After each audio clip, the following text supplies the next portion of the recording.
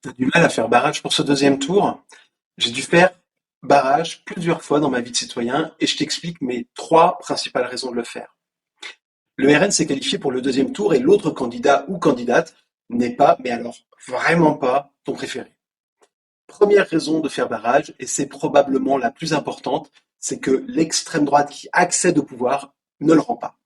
Que ce soit en jouant sur les règles du pouvoir, la Constitution, comme est exactement maintenant en train de le faire Giorgia Meloni en Italie, ou en jouant sur les contre-pouvoirs, les syndicalistes, les journalistes, les associations, de Poutine au pouvoir depuis 1999 à Bachar el-Assad en passant par le régime des Mollahs en Iran, ou Viktor Orban, le Premier ministre hongrois qui bat chaque année le record du plus long Premier ministre de Hongrie, si tu veux avoir une chance de revoter en toute conscience plus tard pour les idées qui sont les tiennes jusqu'à aujourd'hui, il faut barrer la route à l'extrême droite.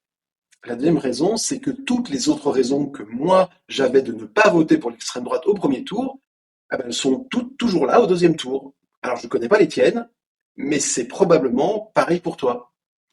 La troisième, c'est que l'Assemblée nationale, c'est un peu comme le jeu du tir à la corde. Il y a deux côtés, et ceux qui l'emportent sont ceux qui tirent le plus fort, par leur nombre, en premier, mais aussi par leur conviction et leur capacité de mobiliser.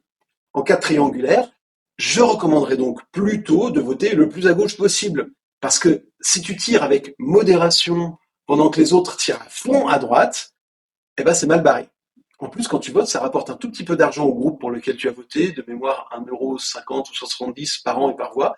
Et cet argent, il permet de militer pour la démocratie, quel que soit le groupe en question. Donc, tu ne donnes pas seulement du pouvoir législatif, mais aussi du pouvoir très concret, celui d'imprimer des affiches, d'organiser des conférences, de continuer de se battre au quotidien. L'abstention, elle ne permet pas de faire ça.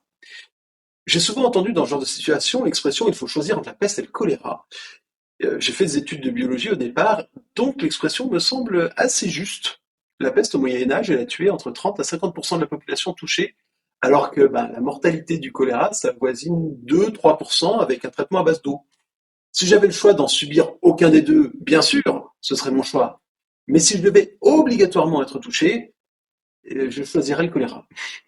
Or, que tu le veuilles ou non, dimanche prochain, il y a un nom qui sortira des urnes près de chez toi, et ce nom est peut-être celui qui fera la différence entre les pleins pouvoirs à un régime héritier du nazisme et seulement une majorité relative. Et ça change tout.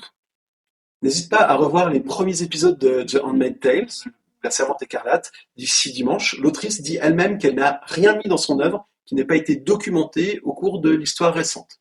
Face au RN, moi, je me sentirais pas digne de me penser démocrate et antifasciste si j'utilisais pas toutes les cartes en ma possession pour leur faire barrage. Bon courage pour dimanche. Bon courage.